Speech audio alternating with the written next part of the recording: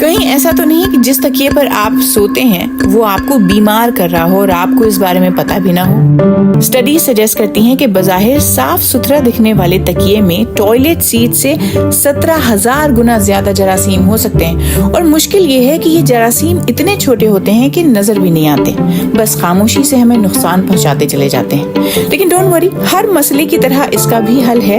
और तकिए को अपने लिए सेफ बनाने के लिए क्या करें?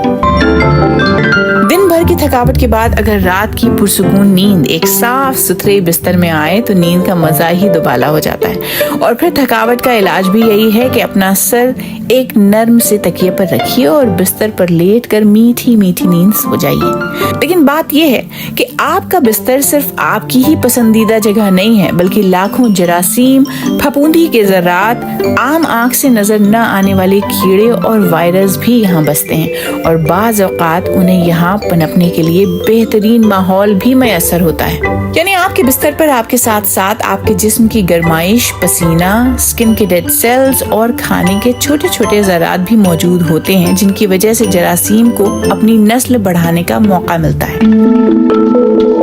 सन 2013 में बिस्तर बनाने वाली अमेरी स्लीप नामी अमेरिकन कंपनी ने दावा किया था कि उन्होंने एक ऐसे तकिए के गिलाफ से नमूने लिए जो 1 हफ्ते से नहीं धोया गया था, और तकिए के गिलाफ पर स्क्वायर इंच तकरीबन 30 लाख जरासीम मौजूद थे, जो कि औसतन टॉयलेट सीट पर मौजूद जरासीम की तादाद से 17,000 गुना ज्यादा है।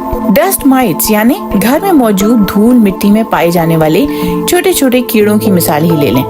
हर रोज हमारी जिल्द से 50 करोड़ के लगभग डेड सेल्स झड़ते हैं, और यही डेड सेल्स डस्ट माइट्स के लिए खुराक का एक बड़ा जरिया बनते हैं। बदकिस्मती से आम आंखों से नजर न आने वाले इन माइट्स और इनके इत्साम से निकलने वाली रुतूबतों की वजह से आपको एलर्जी हो सकती है, एक्जिमा जैसी जिल्द की बीमारियां हो सकती हैं, और दमा भी हो सकता है। हमारे बिस्तर के गद्दे और फोम के साथ साथ बिस्तर पर बिछने वाली चादरें भी जरासीम की पसंदीदा पनाहगाहों में से एक हो सकती हैं। बर्तानिया की मैनचेस्टर यूनिवर्सिटी में इन्फेक्शन के जरिए फैलने वाली बीमारियों और आलमी सेहत के प्रोफेसर डेविड डेनिंग ने इस मौजू पर एक रिसर्च की है। सन 2006 में उन्होंने और उनके साथियों ने अपने दोस्त और अहबाब के घरों से 6 तकिए लिए, और ये वो तकिए थे जो उन घरों में गुज़िश्ता कई बरसों से ज़ेर इस्तेमाल थे। बज़ाहिर इन साफ सुथरे नजर आने वाले तकियों में फफूंदी की मौजूदगी के शवाहिद मिले। प्रोफेसर डेनिंग ने बताया कि अगर आप फंगस के ज़रात की तादाद की बात करें तो ये हर तकिए में अरबों और खरबों की तादाद में मौजूद हो सकते हैं। वो कहते हैं कि इतना फंगस मौजूद होने की एक वजह ये हो सकती है कि रात को सोते वक्त ज्यादातर लोगों के सरों से पसीना निकलता है। हमारे बिस्तर में डस्ट माइट्स भी मौजूद हो सकते हैं। डस्ट माइट के जिस्म से निकलने वाली रतूबत फंगस की नशोनुमा में मदद करती है। इसके अलावा सर रखने की वजह से तकिया गर्म भी हो जाता है, जिसके बायस फंगस को फलने फूलने के लिए न सिर्फ गर्माइश मैसर होती है बल्कि ग़िज़ा और नमी भी मिलती है। उन्होंने कहा कि वैसे भी ज्यादातर लोग अपने तकिए बाकायदगी से नहीं धोते, जिसकी वजह से तकियों में फंगस सालहा साल राज करती है। तकिए में मौजूद फंगस में सिर्फ उस वक्त हलचल मचती है जब हम अपने तकियों को बराबर करने के लिए उन्हें थपथपाते हैं, और यही वो अमल है जिसके जरिए फंगस पूरे कमरे में फैल जाता है।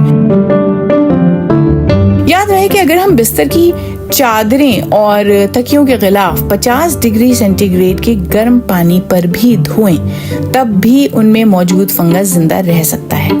गिलाफ के अलावा अगर तकियों की बात की जाए तो उन तकियों को धोने से कोई फर्क नहीं पड़ता, क्योंकि ऐसा करने से उनमें मजीद नमी पैदा हो जाती है, जिससे फंगस को फलने फूलने में मजीद मदद मिलती है। अब आप सोच रहे होंगे कि अगर तकिए धोने से भी मसला नहीं हल होता तो फिर किया क्या जाए?